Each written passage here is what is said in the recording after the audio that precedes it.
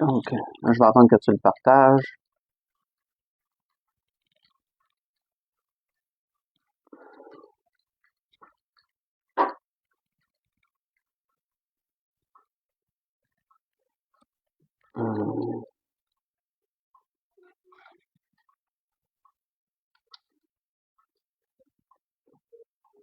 OK.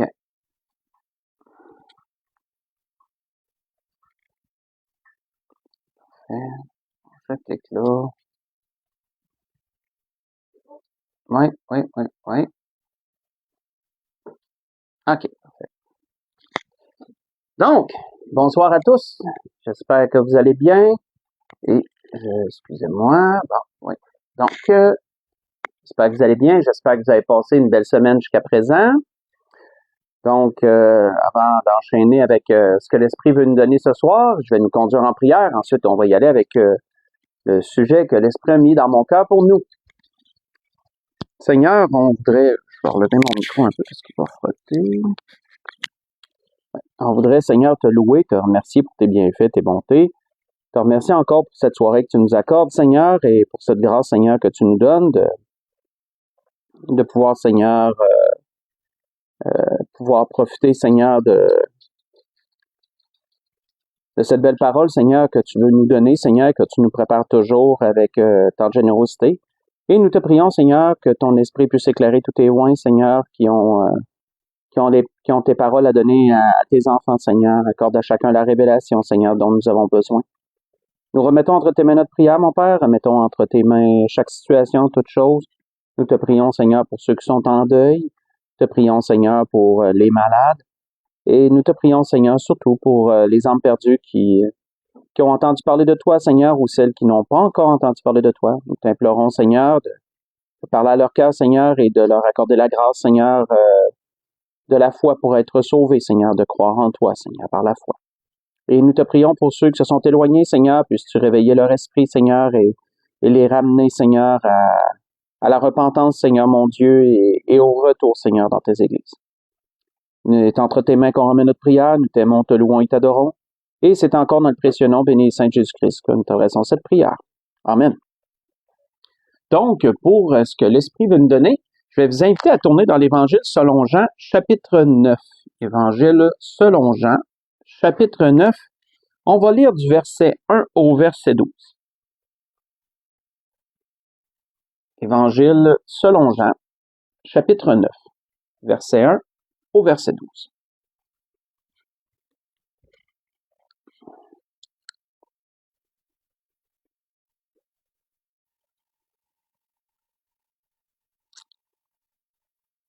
On voit qu'il nous est dit, Jésus vit en passant un homme aveugle de naissance. Ses disciples lui posèrent cette question, Rabbi, qui a péché, cet homme ou ses parents pour qu'il soit né aveugle? Et Jésus répondit, ce n'est pas que lui ou ses parents aient péché, mais c'est afin que les œuvres de Dieu soient manifestées en lui. Il faut que je fasse tandis qu'il est jour les œuvres de celui qui m'a envoyé. La nuit vient où personne ne peut travailler. Pendant que je suis dans le monde, je suis la lumière du monde. Et après avoir dit cela, il cracha à terre, fit de la boue avec sa salive, puis il appliqua cette boue sur les yeux de l'aveugle. Et il lui dit, va et lave-toi au réservoir de Siloé, nom qui signifie envoyé. Il y alla, se lava et s'en retourna, voyant clair. Et ses voisins et ceux qui auparavant l'avaient connu comme un mendiant disaient, n'est-ce pas lui qui se tenait assis et qui mendiait? Les uns disaient, c'est lui. D'autres disaient, non, mais il lui ressemble. Et lui-même disait, c'est moi. Ils lui dirent donc, comment tes yeux ont-ils été ouverts? Il répondit, l'homme qu'on appelle Jésus a fait de la boue, a oint mes yeux. Il m'a dit, va au réservoir de Siloé et lave-toi. J'y suis allé, je me suis lavé et j'ai pu voir. Ils lui dirent, où est cet homme? Il répondit, je ne sais. On va arrêter ici. Donc, on voit premièrement, face à l'handicap de cet homme-là, un questionnement de la part des apôtres. On est revenu parfois sur ce thème-là. Et on voit que Jésus, après avoir répondu à leurs questions, leur parle en parabole sur deux choses. On voit premièrement qu'il annonce aux disciples sous forme de parabole qu'il serait peu de temps dans le monde. Jésus savait que son temps était court et il savait aussi qu'il y avait beaucoup de travail à faire. Il y avait une grande œuvre à faire pour le royaume de Dieu et peu de temps pour le faire puisqu'il allait demeurer parmi eux peu de temps. On sait que son ministère a duré 3 ans et demi environ. Donc, Jésus leur disait qu'il fallait qu'il fasse tandis qu'il fait jour les œuvres de son Père, parce que la nuit vient où personne ne peut travailler. La nuit étant la mort, le jour étant la vie. Donc, il leur disait que pendant qu'il est vivant, il fallait qu'il œuvre, parce que la mort allait venir, et après la mort, il pourrait plus œuvrer de cette façon-là. Et ensuite, il leur a annoncé qu'il était la lumière du monde. Et on voit qu'après cette annonce-là, sous forme de parabole, il a fait de la boue avec sa salive, il a oint les yeux de cet homme, il lui a dit d'aller se laver, et cet homme, ayant fait ce que Jésus lui a demandé, s'en est retourné, la Bible nous dit, voyant clair. Autrefois, il était dans les ténèbres, et maintenant, à travers la guérison que Jésus lui a donnée, il voyait clair. Des ténèbres, il est passé à la lumière. Étant aveugle, ses yeux se sont mis à voir. Dans l'aveuglement, il était dans les ténèbres, et une fois que ses yeux se sont ouverts, il fut éclairé, on pourrait dire. Et ainsi, il a vu. Quand on considère, frères et sœurs, les miracles que Jésus a faits, ceux qui nous sont répertoriés et qui sont les plus fréquents à ce qu'on peut voir quand on fait la recherche, sont sans nul doute ceux qui étaient aveugles. Cette guérison des aveugles est un thème qui est récurrent dans la parole de Dieu. Excusez-moi, dans les évangiles, peut-être que vous l'avez remarqué aussi. Il nous est répertorié d'autres endroits où des aveugles, soit sont allés voir Jésus, ou soit que on les a amenés à Jésus. Si vous voulez lire durant la semaine, vous pourrez voir que dans Matthieu 9, versets 27 à 30, on voit que 2 aveugles sont venus à Jésus et ont demandé d'être guéris. Et après leur avoir demandé s'ils croyaient qu'ils pouvaient le faire, ils ont dit oui, et Jésus les a guéris. On voit à un autre endroit dans Marc 8, versets 22 à 26, si vous voulez toujours le prendre en note pour le lire durant la semaine, qu'on a amené un aveugle à Jésus. Jésus l'a pris à part, il a prié pour lui, et ensuite, il l'a guéri. On voit que ce miracle d'ouvrir les yeux des aveugles, de donner la vue à ceux qui étaient aveugles, d'éclairer ceux qui étaient dans les ténèbres, parce que le parallèle peut se faire très bien, on voit que ça l'accomplissait ce que Jésus disait, qu'il avait été envoyé dans le monde pour être la lumière du monde. Mais physiquement, il le démontrait à travers ces paraboles-là. On voit que quand on continue à penser à ce sujet des divers miracles que Jésus opérait, il y a un autre type de miracle qui est moins répertorié, mais qui était tout aussi important. Et voici lequel il était. Faites juste écouter et vous allez voir pourquoi que l'Esprit nous donne ça. Ça va servir pour la suite du message. On voit qu'il nous a dit à un autre endroit qu'on lui amena un sourd qui avait de la difficulté à parler et on le pria de lui imposer les mains. Il le prit à part, loin de la foule, lui mit les doigts dans les oreilles et lui toucha la langue avec sa propre salive. Puis, levant les yeux au ciel, il soupira et dit « Ephrata », c'est-à-dire « ouvre-toi ». Aussitôt ses oreilles s'ouvrirent, sa langue se délia et il parla très bien. Jésus leur recommanda d'en parler à personne, mais plus il le leur recommanda, plus ils le publièrent. Ils étaient dans le plus grand étonnement et disaient « Il fait tout à merveille, il fait entendre les sourds et parler les muets ». Ce que je vous ai lu, c'est dans Marc chapitre 7, verset 32 au verset 37. Donc, un autre type de miracle qui nous est répertorié, qui était tout aussi important, était que Jésus a ouvert à plusieurs reprises les oreilles des sourds. Comme il a ouvert les yeux des aveugles, il ouvrait également l'oreille des sourds. Il était capable de faire qu'un sourd puisse entendre. Le fait que cet homme était muet ben c'est sûr que s'il s'est jamais entendu parler, ben c'est sûr qu'il n'a pas pu apprendre à parler correctement. J'ai déjà connu d'ailleurs, j'ai eu un ami proche qui était sourd, on dit souvent sourd et muet, mais c'est pas parce qu'ils sont nécessairement tous muets, c'est simplement parce qu'ils sont sourds, et donc, n'étant pas capables de s'entendre, ben ils deviennent un peu muets par défaut parce qu'ils parlent mal, ils sont pas capables de parler correctement. Mais bon, on voit ces deux choses. Les yeux, Jésus les guérit, les aveugles voient, et on voit qu'ensuite quoi? Les sourds entendent. Et frères et sœurs, ces deux miracles que Jésus opérait, il en a opéré bien d'autres, bien sûr, mais si on s'arrête sur ces deux types de miracles-là, sont très importants parce qu'ils sont plus que des miracles physiques, ils sont spirituellement symboliques.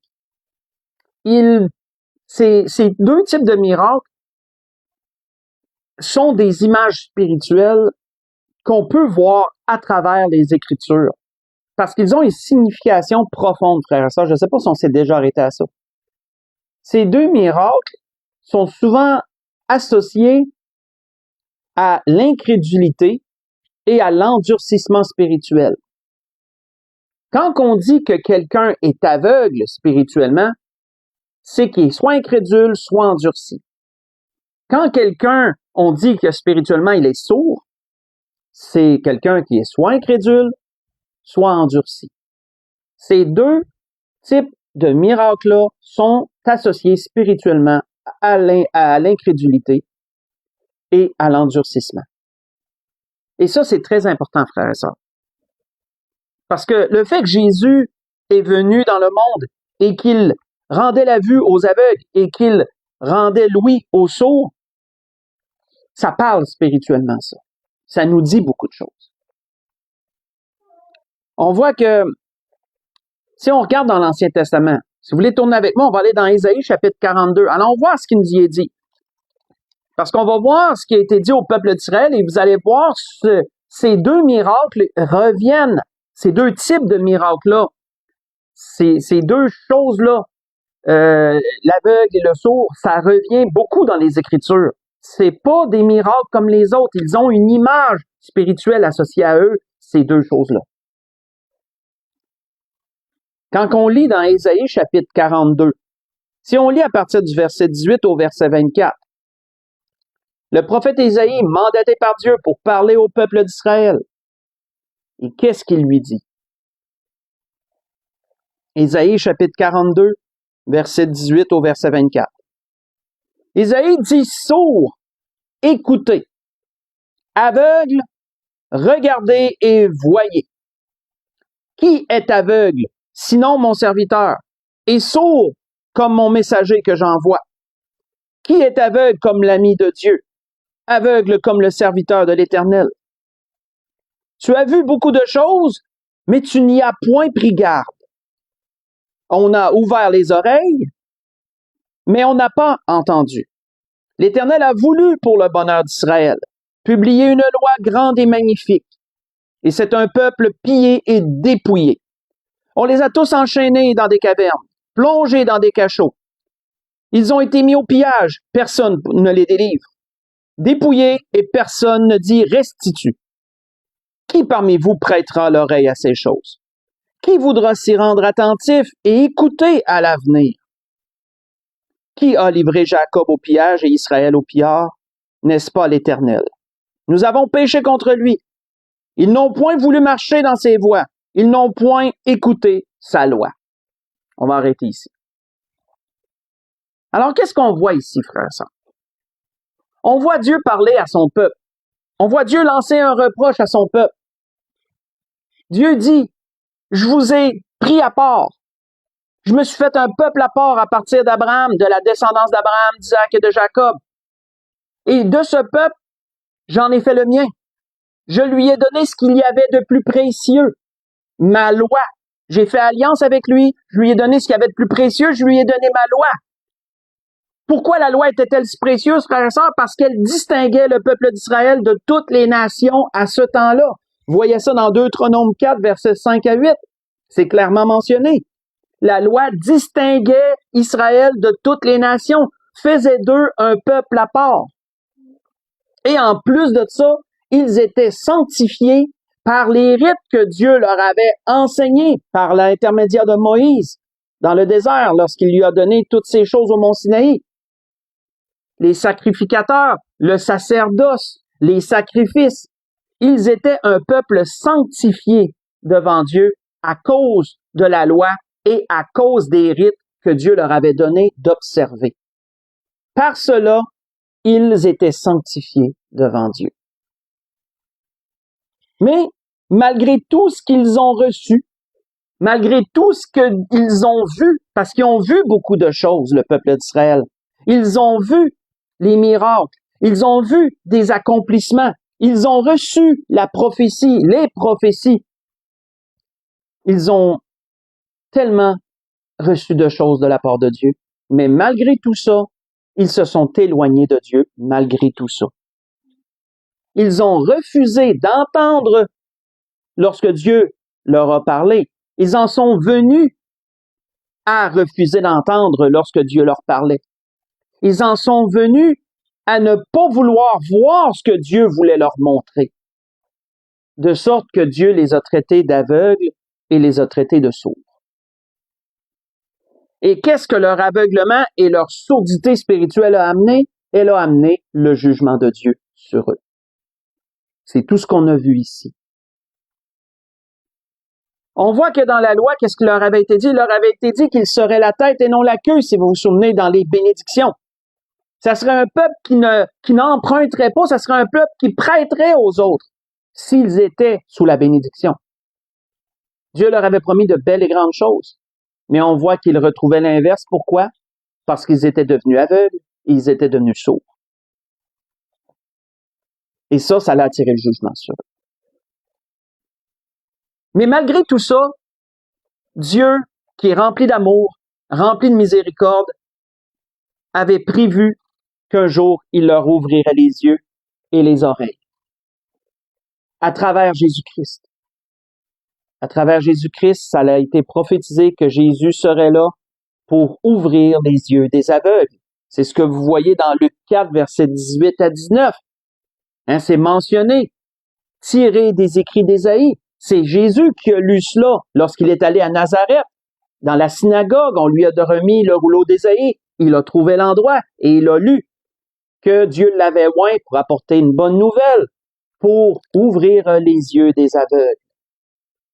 Qui nous est mentionné. À travers la venue de Jésus, ces miracles physiques qu'il a fait, qu'on a lus en introduction, étaient également, frères et sœurs spirituels. Jésus était là pour ouvrir les yeux de son peuple et leurs oreilles, comme il avait été prophétisé.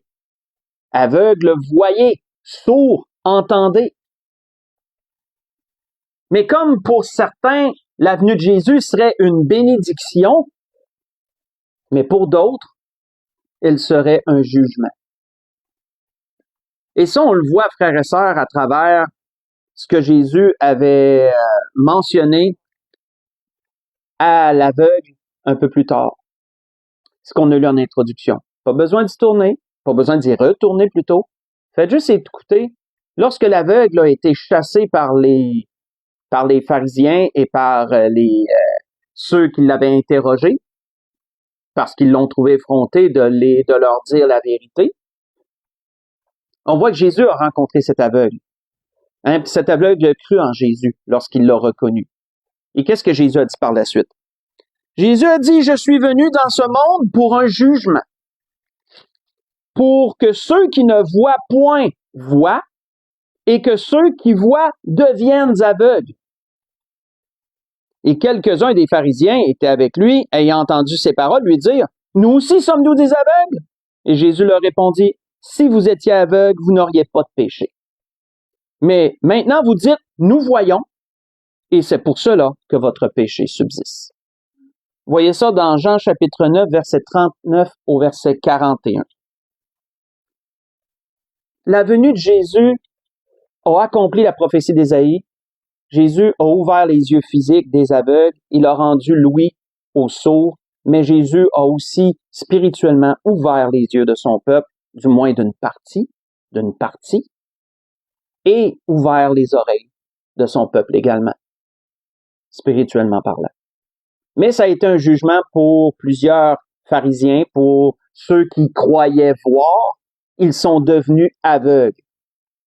Hein, on le sait, ayant jusqu'à associer les miracles que Jésus faisait à la puissance des ténèbres, à Satan, ils ont blasphémé. Ils ont été jusque-là. Ils sont devenus aveugles. Ça, c'est pour les Juifs. Mais qu'est-ce qu'il nous est dit, frères et sœurs, pour les païens? Pour nous, somme toute. Ceux qui ne sont pas Juifs, les non-Juifs. Ceux qui n'ont pas connu la grâce avant de l'avoir reçue de quelqu'un, bien sûr, d'un témoignage de quelqu'un. Si on va dans 2 Corinthiens 4, allons voir ce qui est dit à propos des païens.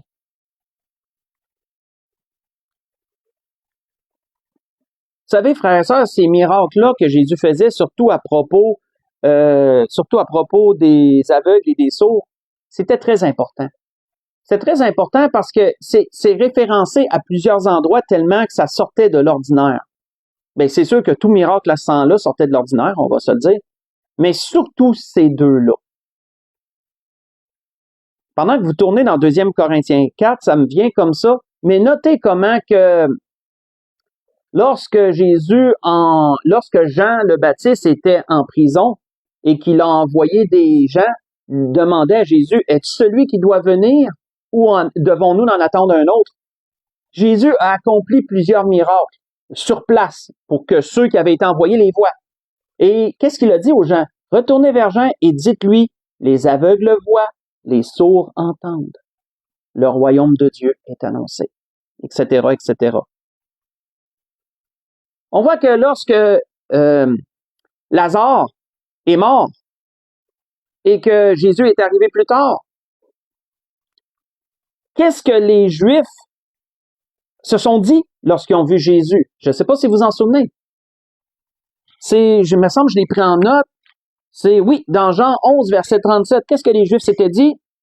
Il nous a dit que quelques-uns d'entre eux se dirent les uns aux autres, lui qui a ouvert les yeux de l'aveugle, ne pouvait-il pas faire que cet homme ne meure point?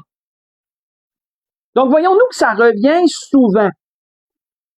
Que le fait que Jésus ouvrait les yeux des aveugles et ouvrait les oreilles des sourds, c'était particulier. Ça sortait de l'ordinaire. Ces deux miracles-là ressortaient du milieu de tous les miracles que Jésus faisait, parce qu'ils avaient une symbolique spirituelle profonde.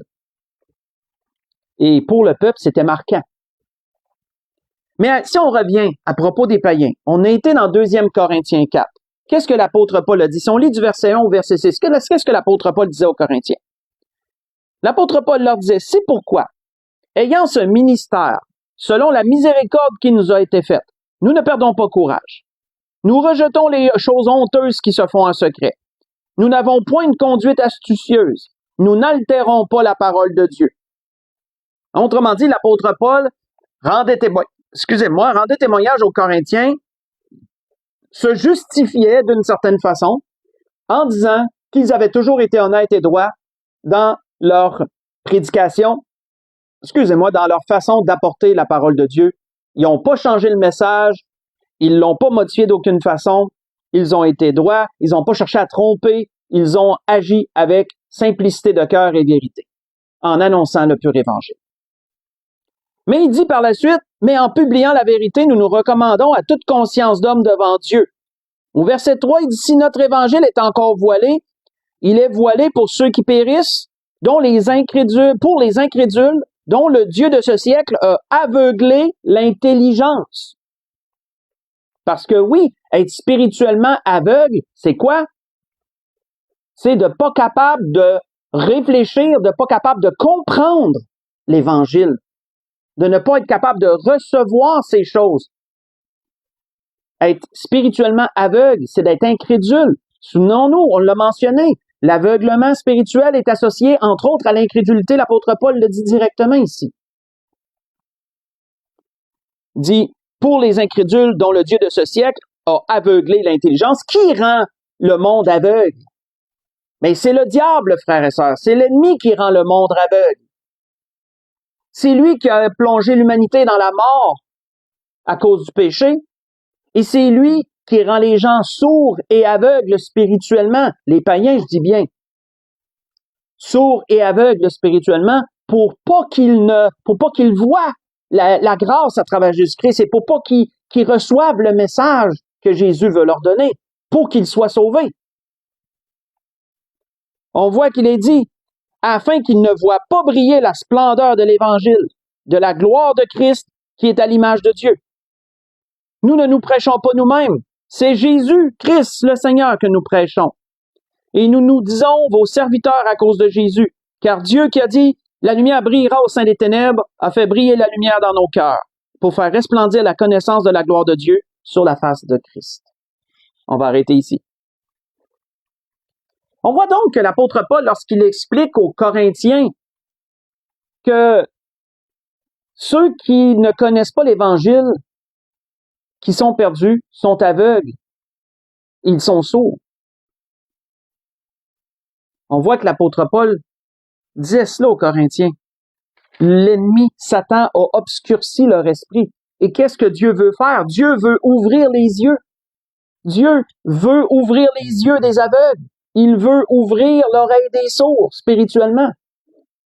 Dieu veut, à travers Jésus-Christ, que ceux qui ne le connaissent pas reçoivent le pur évangile, qu'ils croient au Seigneur Jésus pour être sauvés. Ainsi, qu'est-ce qui se passe s'ils croient?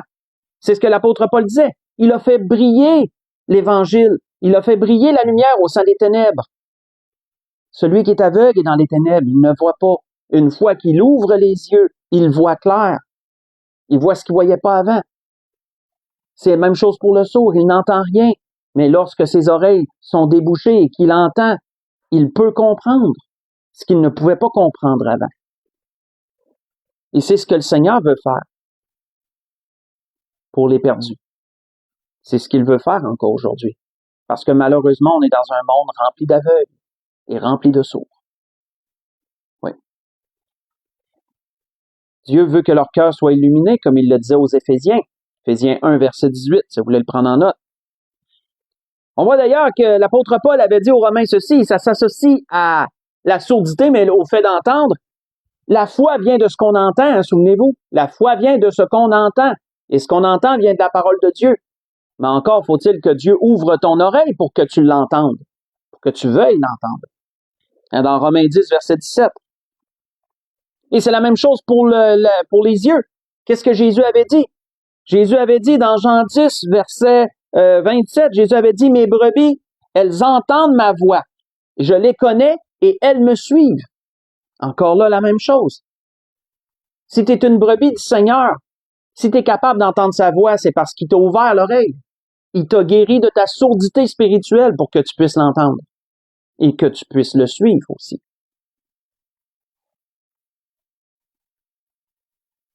Si, frères et sœurs, nous sommes sauvés par la grâce de Dieu, si nous sommes de ceux qui avons accepté Jésus comme notre Sauveur et Seigneur, bien, gardons à l'esprit que c'est parce qu'un jour on était aveugle et on était sourd et le Seigneur nous a ouvert les yeux.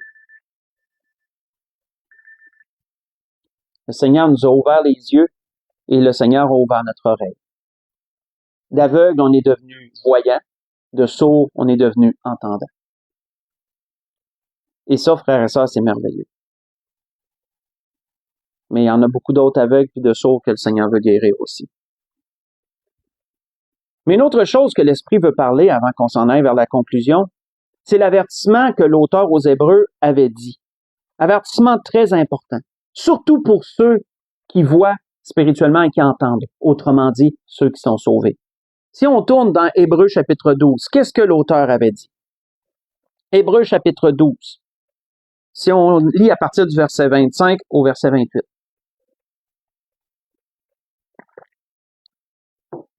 Hébreux chapitre 12, verset 25 au verset 28.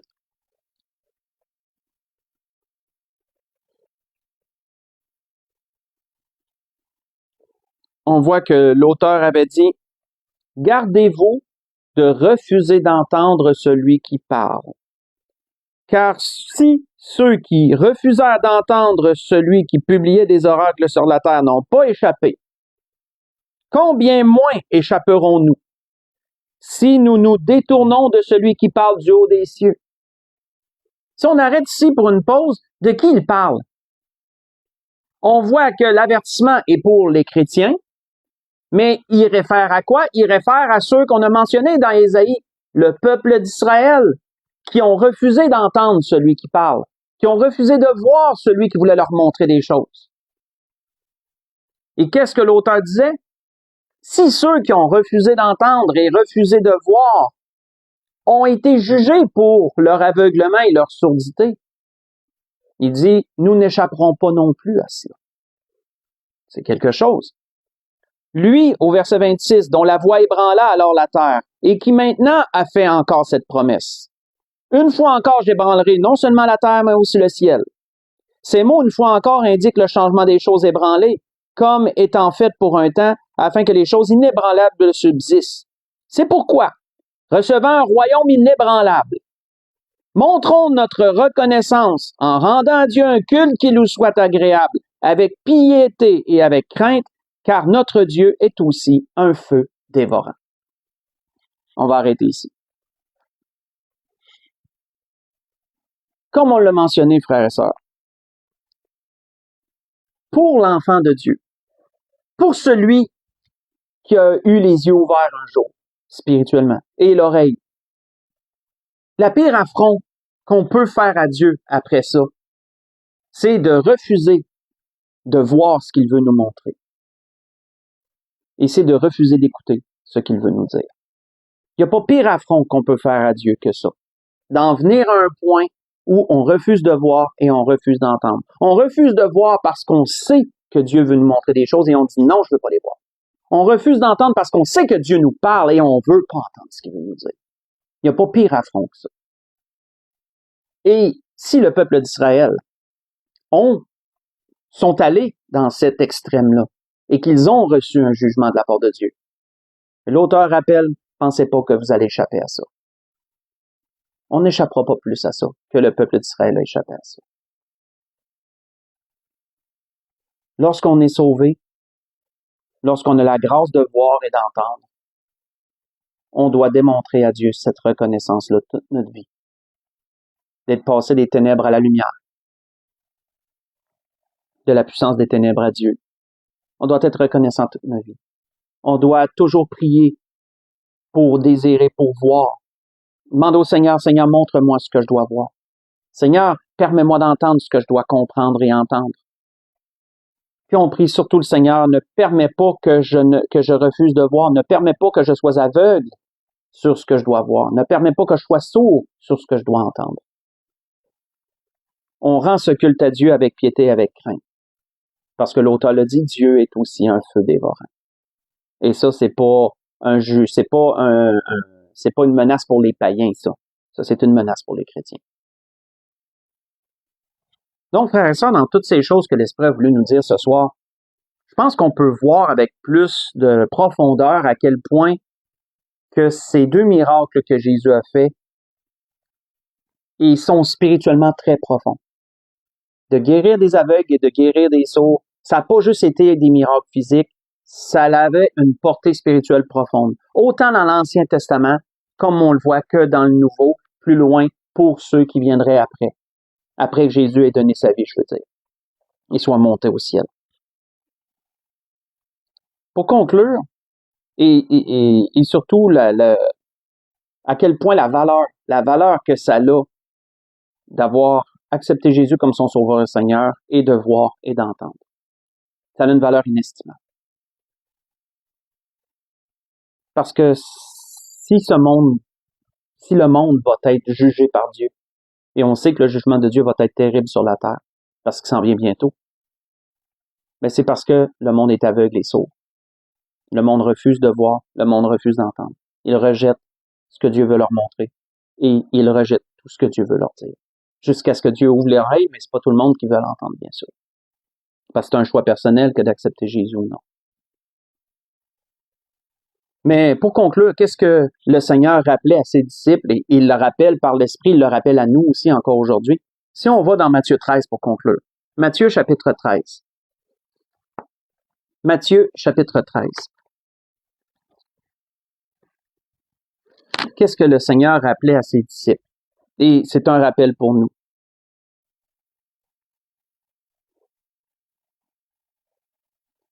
On voit premièrement dans Matthieu chapitre 13, si on lit du verset 14 à 17, on voit premièrement que le Seigneur parle pour le peuple juif. Il dit, « Et pour eux s'accomplit cette parole, cette prophétie d'Ésaïe. Vous entendrez de vos oreilles, vous ne comprendrez point. Vous regarderez de vos yeux et vous ne verrez point. Car le cœur de ce peuple est devenu insensible. Ils ont endurci leurs oreilles, ils ont fermé leurs yeux, de peur qu'ils ne voient de leurs yeux, qu'ils n'entendent de leurs oreilles, qu'ils ne comprennent de leur cœur et qu'ils ne se convertissent et que je ne les guérisse. » Mais qu'est-ce qu'il disait ensuite pour son peuple, pour ses disciples? Mais il disait, « Mais heureux sont vos yeux parce qu'ils voient, et vos oreilles parce qu'elles entendent. » C'est sûr, Jésus était physiquement présent. Vos yeux peuvent pas être plus heureux que ça. Vous contemplez la gloire de Dieu, le Fils de Dieu. Vous entendez les paroles mêmes qui sortent de la bouche de Dieu. Disait Jésus à travers moi. Heureux sont vos yeux parce qu'ils voient, puis vos oreilles parce qu'elles entendent. Et c'est pour ça qu'il dit, je vous le dis en vérité, beaucoup de prophètes et de justes ont désiré voir ce que vous voyez, mais ne l'ont pas vu. Entendre ce que vous entendez, mais ne l'ont pas entendu. Ces paroles du Seigneur, frères et sœurs, heureux, est-ce que ça vous rappelle quelque chose? Moi, ça m'a rappelé les béatitudes. Quand Jésus disait dans Matthieu 5, « Heureux les débonneurs, ils hériteront la terre. Heureux, heureux, heureux. » Mais Jésus disait encore ici, « Heureux sont vos yeux, parce qu'ils voient, et vos oreilles, parce qu'elles entendent. » Et je vous dirais, frères et sœurs, que c'est ce que l'Esprit nous dit encore ce soir à nous, qui nous sommes sauvés par la grâce de Dieu. Heureux êtes-vous. Soyez heureux de voir la vérité sur tout ce qui se passe, de voir le mal, de voir les ténèbres, de voir le combat spirituel qui est en train de se dérouler. Soyez heureux d'entendre la parole de Dieu comme ce soir et toutes les occasions que vous avez de l'entendre. Soyez heureux d'entendre. Soyez heureux d'avoir la parole de Dieu à votre portée, d'être capable de la lire, de poser vos yeux sur la parole sainte. Heureux, vous êtes heureux de ces choses-là. Soyez du moins heureux de ces choses-là. Et puis, on nous, frères et sœurs, également, réaliser l'immensité de la grâce qu'on a dans ces choses et ne pas la négliger. Et surtout, prier pour ne pas devenir un jour aveugle sur ces choses et sourd sur tout cela. Parce que ça serait vraiment pas à notre avantage. On doit constamment travailler sur nous-mêmes pour être la meilleure version de nous-mêmes, mais c'est toujours par l'Esprit de Dieu qu'on travaille sur nous-mêmes. Se soumettant à la parole de Dieu, se sanctifiant à travers l'obéissance de tout ce que le Seigneur nous demande. Et ainsi on avance, puis le Seigneur permet qu'on voie, le Seigneur permet qu'on entende. On garde notre œil alerte et nos oreilles spirituelles également alertes. Et dans toutes ces choses, on peut continuer notre vie chrétienne. C'est ce que je nous souhaite à tous ce soir. Et si quelqu'un n'est pas sauvé et qui entend ce message, bien qu'il sache que le Seigneur peut lui ouvrir les yeux, que le Seigneur peut ouvrir ses oreilles. Il n'a qu'à recevoir le Seigneur comme sauveur dans son cœur, à y croire à la bonne nouvelle, croire le sacrifice que Jésus a fait à la croix et qu'il est mort pour lui aussi. Et désirer le recevoir pour être lavé de ses péchés, éviter l'enfer, la condamnation éternelle. Et ainsi, à travers la grâce qu'il recevra, ses yeux s'ouvriront, ses oreilles entendront. Et c'était ce que l'Esprit voulait nous dire ce soir dans toutes ces choses. Donc, je voudrais vous souhaiter à tous et à toutes un bon restant de semaine, que le Seigneur vous bénisse, qu'il vous dirige en toutes choses, dans tous vos besoins. Et dimanche, pour l'Église d'Espérance, comme je vous l'avais mentionné dimanche passé, je ne serai pas présent, mais je vais prêcher à l'heure habituelle ici de chez moi. Donc, on va se voir par l'intermédiaire de Facebook dimanche. Donc, soyez bénis. Bonne fin de soirée à tous.